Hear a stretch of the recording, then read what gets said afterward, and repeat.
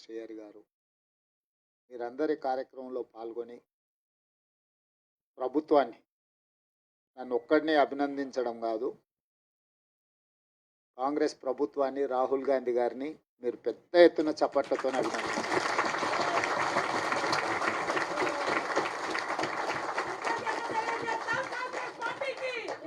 So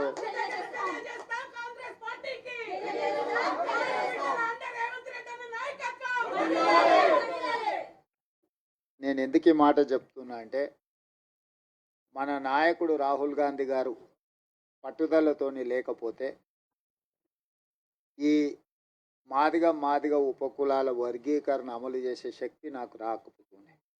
వారు చాలామందికి భిన్న అభిప్రాయాలు ఉన్నా రాహుల్ గాంధీ గారు నువ్వు ఇది అమలు చెయ్యి, నేను ఉన్నా అని భుజం తట్టడంతో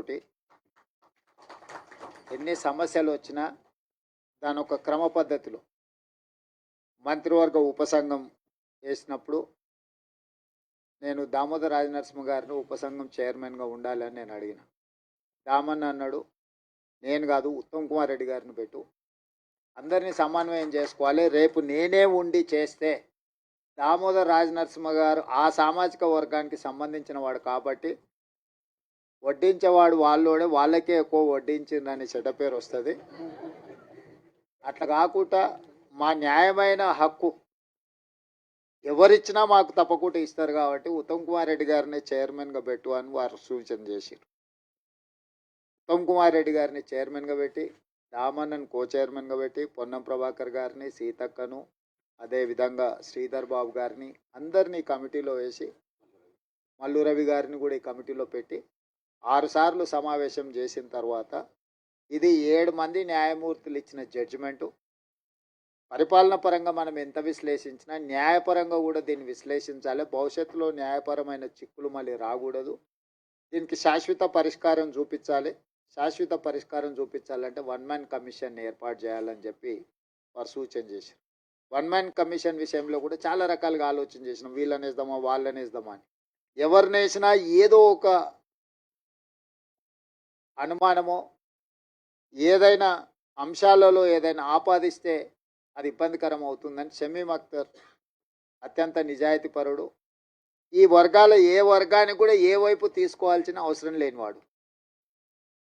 అతన్ని హైకోర్టు జడ్జిగా రిటైర్ అయితే వారిని 1 మ్యాన్ కమిషన్, జ్యుడిషియల్ కమిషన్ జడ్జిగా వారిని నియమించి 59 ఉపకులాలను ఏ రకంగా వర్గీకరించాలి, రోస్టర్ విధానం ఎట్లా ఉండాలి ఏందని చాలా లోతు విశ్లేషించి 59 కులాలకైనా 199 పేజీల ఒక విశ్లేషణ మొత్తం ఇచ్చిండు. ఒక్కొక్క సామాజిక వర్గము ఇప్పటి వరకు ఒక డాక్టర్ కానీ, ఒక చిన్న గ్రాడ్యుయేట్ అయిన కాని ఉన్నాయి, ఓ చిన్న డాక్టరో లేకపోతే ఒక గెజిటెడ్ ఆఫీసర్ ఉద్యోగం రాని వర్గాలు చాలా ఉన్నాయి. వాటి ఒక్కొక్కరిని విశ్లేషించుకుంటూ 199 పేజీల ఒక నివేదిక తయారు చేస్తూ ఈరోజు ఎస్సీ 15% రిజర్వేషన్లను గ్రూప్ 1కు 1%, గ్రూప్ 2కి 9%, గ్రూప్ 3కి 5%, ఏ గ్రూప్లలో ఎవరెవరు ఉండాలనో కూడా విశ్లేషించాం. ఈరోజు మా సోదరులు మా లక్ష్మణ్ 9 అంటున్నాడు. 9 కాదు, 10 మీకే ఇచ్చింది. ఎందుకంటే అతి తక్కువ జనాభా ఉన్న వాళ్ళు ఎన్నడూ ఏ అభివృద్ధి ఫలాలు ఆశించని వాళ్ళని గ్రూప్ 1లో పెట్టాం. తర్వాత మోడరేట్గా కొంచెం పర్వాలేదు అనుకున్న వాళ్ళని గ్రూప్ 2లో పెట్టుకున్నాం. సిగ్నిఫికెంట్గా బెనిఫిట్ అంటే కొంచెం మెరుగైన ఫలితాలను సాధించుకున్న వాళ్ళని గ్రూప్ 3లో పెట్టుకున్నాం. సో గ్రూప్ 1 అండ్ గ్రూప్ 2లో ఉన్నది మొత్తం మాదిగ ఉపకులాలకు సంబంధించిన వాళ్ళే ఉన్నారు. వాళ్ళకి సంబంధించి 10% రిజర్వేషన్ ఈరోజు మీకు అందుబాటులోకి వచ్చింది. ఇది ఎవరికి వ్యతిరేకం కాదు, మీకు జరిగిన అన్యాయాన్ని సరిదిద్దే ప్రయత్నం ఇది. ఈ సరిదిద్దే ప్రయత్నం చట్టపరంగా, న్యాయపరంగా సుప్రీంకోర్టు నుంచి మొదలు పెడితే 1 మ్యాన్ కమిషన్ వరకు మీ పట్ల సానుభూతితో ఉండడం, ప్రధానంగా కాంగ్రెస్ పార్టీ రాహుల్ గాంధీ గారు ఎట్టి పరిస్థితుల చేయాలన్న ఆలోచన ఉండడం, దాన్ని వేగంగా నేనున్నా కాబట్టి మీకు అమలు చేసిన. ఇవాళ ఇవాళ ఇవాళ జిల్లాలో మొదటి నుంచి నేను జడ్పీటీసీ కావచ్చు, ఎమ్మెల్సీ కావచ్చు, ఎమ్మెల్యే కావచ్చు, ఎంపీ కావచ్చు, ఇవాళ ముఖ్యమంత్రి కావచ్చు, ఏ స్థాయిలో నేను రాజకీయాలలో చిన్నది పెద్దది ఏ పదవైనా ఉండని మాదిగోళ్ళ పిల్లలు నాయంబడే తిరిగి ఎన్నికల ప్రచారం చేశాను. నేను ముందు నుంచి చెప్పిన, ఇప్పుడు కాదు, 2014లో తెలంగాణ రాష్ట్రం ఏర్పడ్డ తర్వాత అసెంబ్లీలో తీర్మానం పెట్టండి, ఈ ఎస్సీ వర్గీకరణకు తెలంగాణ కొత్తగా ఏర్పడ్డ తెలంగాణ రాష్ట్ర ప్రభుత్వం అనుకూలంగా ఉన్నది అని కేంద్ర ప్రభుత్వానికి తీర్మానం పంపించండి అని సావధాన తీర్మానాన్ని ప్రవేశపెడితే ఆనాటి ముఖ్యమంత్రి గారు నన్ను, మిత్రుడు సంపత్ కుమార్ని, సండ్ర వెంకటవీరయ్యని సభలో నుంచి బహిష్కరించింది. మేము పెట్టిన తీర్మానమే విధిలేని పరిస్థితిలో సభ ఏకగ్రీవంగా ఆమోదించాల్సిన పరిస్థితి వచ్చింది ఆనాడు. అఖిలపక్షాన్ని తీసుకెళ్తాను, మళ్ళీ ఎన్నడూ తీసుకెళ్ళాలి. సరే, మీరు కొంతకాలం ఓపికగా చూసిర్రు, అవకాశం ఇచ్చిండ్రు, మీకు సహనం ఓపిక ఎక్కువ, మీరు 10 ఏళ్ళు అవకాశం ఇచ్చుకుంటా ఈరోజు రేపు ఈ సంవత్సరం వచ్చే సంవత్సరం ఆపై సంవత్సరం జరగకపోతుందా అని ఎదురు చూసిర్రు. ఇక 10 ఏళ్లలో మీ సమస్యకు పరిష్కారం కాకపోతే ఈ సమస్యకు పరిష్కారం ఉన్నోళ్ళని దించడమే అని మీరు భావించిండ్రు.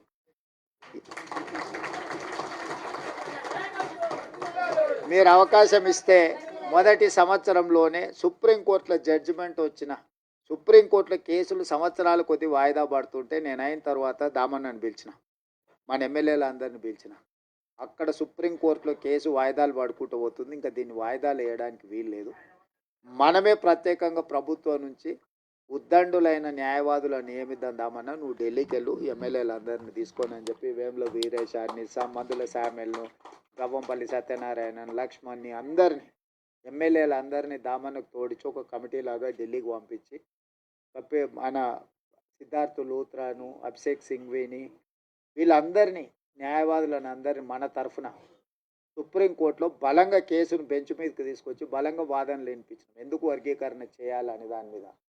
పంజాబ్ వర్సెస్ యూనియన్ ఆఫ్ ఇండియాలో ఉన్న కేసు చాలా ఏళ్ళ నుంచి పెండింగ్ ఉంది. దీంట్లో మీరు అందరు పిల్లలు చాలామంది చదువుకున్న వాళ్ళు ఉన్నారు.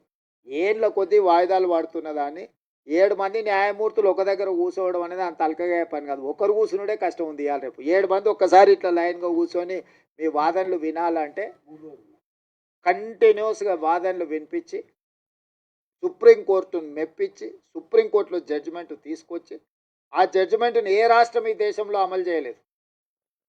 ఏ రాష్ట్రం, ఏ కేంద్ర ప్రభుత్వం. ఇవాళ మా సోదరుడు ఎక్కడైతే మద్దతు పలుతుండో, నాకు మంచి మిత్రుడు ఆయన, నాకేం విభేదాలు లేవు. నేను మళ్ళీ మీరు ఎవరైనా అనుకున్నారు, కృష్ణమాదిగతో నాకు పర్సనల్ రిలేషన్ చాలా గొప్పగా ఉంది. ఆయనతో నాకు ఏం చిన్న ఎంట్రకాంత కూడా మాకు భిన్నాభిప్రాయాలు. కాకపోతే నాకంటే ఆయన కిషన్ అన్నను, మోడీని ఎక్కువ నమ్ముతుండు. కానీ వాళ్ళ ప్రభుత్వాలు ఉన్న దగ్గర కూడా ఎక్కడ అమలు చేయలే, ఎక్కడ కూడా. ఏ రాష్ట్రంలో అన్న వాళ్ళ ప్రభుత్వం ఉన్న కాదు, ఇన్ని రాష్ట్రాలలో వాళ్ళ ప్రభుత్వం ఉంది, నన్ను చేసిరా. కానీ నేనేందంటే ఈ వర్గాలకు అన్యాయం జరిగింది, ఇక నేను ఉన్నప్పుడు కూడా న్యాయం చేయకపోతే వీళ్ళకి ఎవ్వరు న్యాయం చేయరని నేను బలంగా నమ్మిన. అందుకే ఇంకెవ్వరు ఏమన్నా అనుకోని,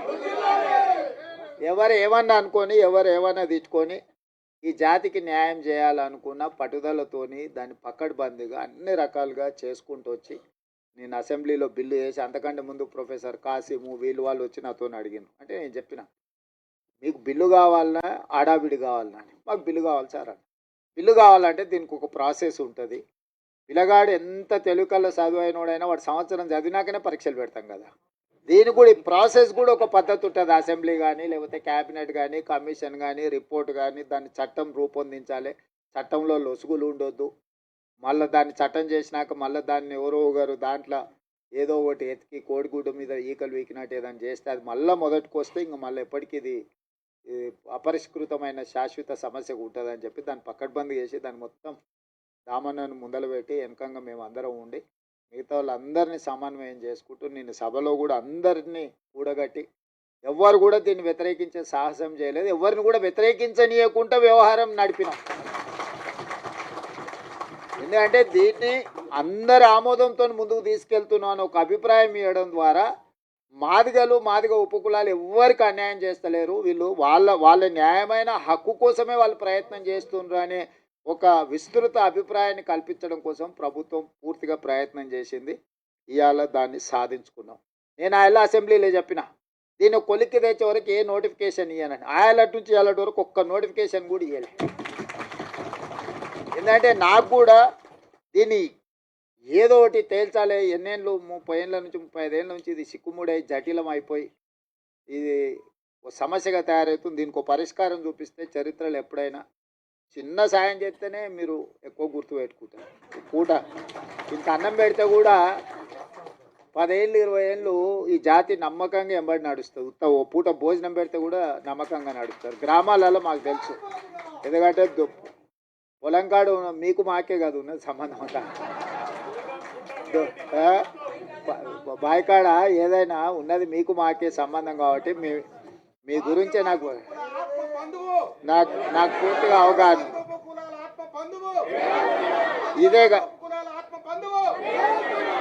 ఇదే కాకుండా నేను అయిన తర్వాత స్టేట్ ఎలక్షన్ కమిషనర్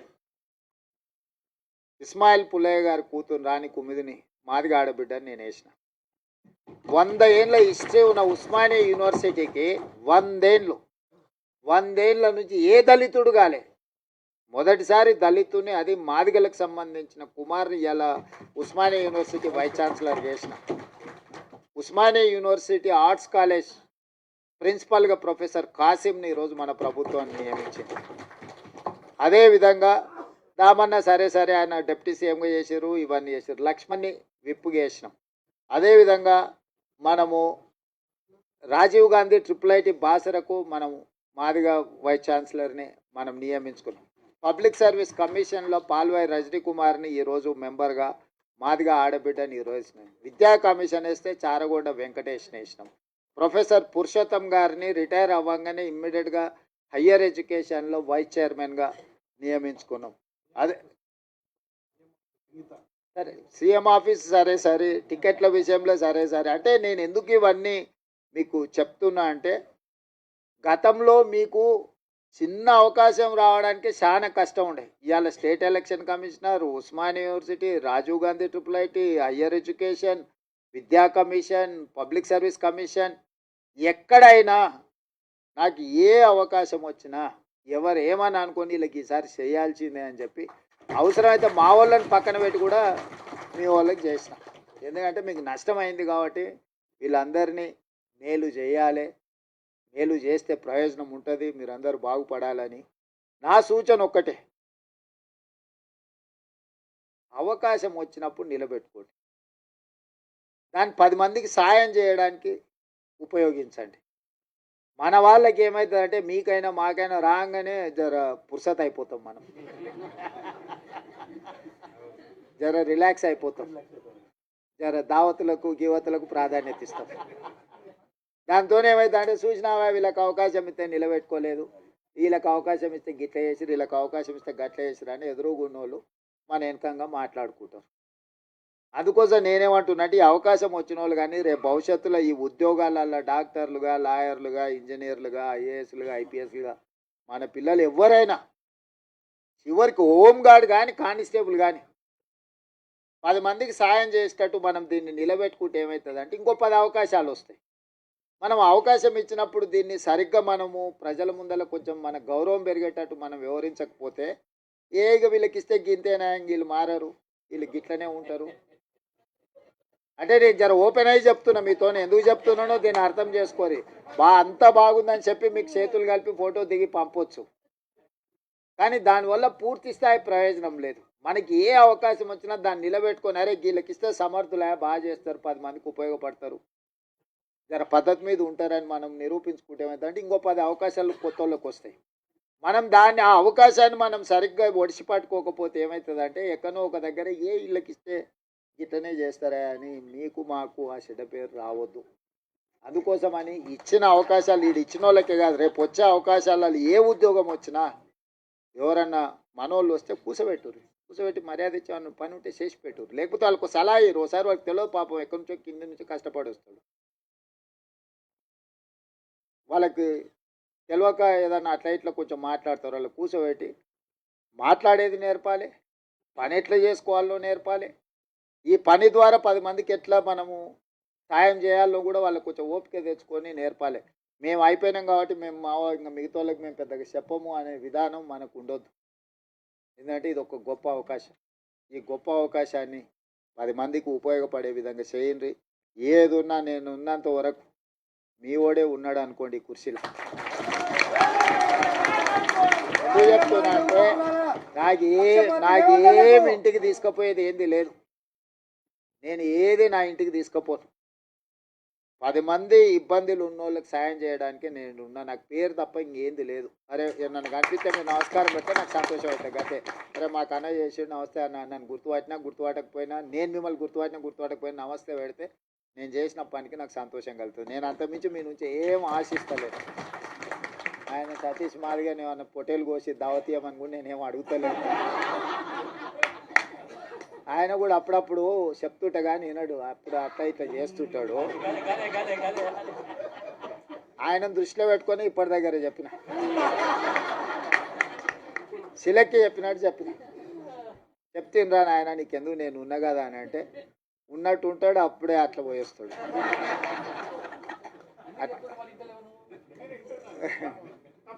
చింతాస్వామి సరే, చింతాస్వామి నాకు చదువుకునేటప్పటి నుంచి కూడా తెలుసు, ఫైన్ ఆర్ట్స్ కాలేజ్ నుంచి కూడా తెలుసు. మన వాళ్ళకి ఏంటంటే ఆవేశం ఎక్కువ, కొంచెం ఆలోచన తక్కువ చేస్తారు. ఆవేశంలో ఆలోచన రాదు ఎవరికైనా నాకైనా మీకైనా ఎవరికైనా. ఆవేశంలో తీసుకున్న నిర్ణయం అక్కడికి రాదు.